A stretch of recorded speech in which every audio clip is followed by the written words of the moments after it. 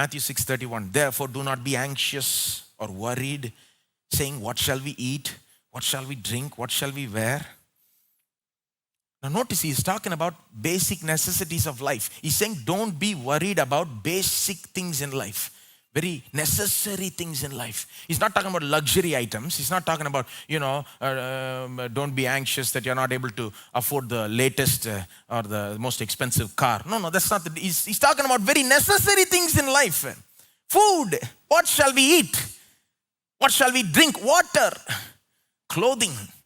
There's nothing more necessary than that, nothing more basic than that. Every human needs it. And Jesus is saying, has the nerve to say, don't even worry about the most basic necessities of life. Isn't that strange? Did you see what he said? Do not be anxious. It's a command. Don't worry, saying, what shall we eat?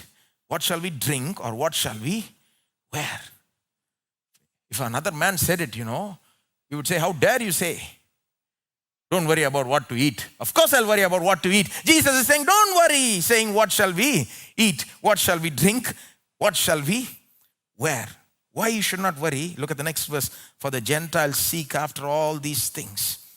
What he's saying is the Gentiles seek after means the Gentiles always think about this. The people who don't know God, they're always thinking about what to eat. How am I going to meet the basic needs of my life? How am I going to, get this or get that? How am I going to progress? How am I going to live tomorrow? They're always thinking about that. They're always worried about that, stressed about that because they don't know God. He's saying, you don't be like them because you know God. The Gentiles seek after all these things.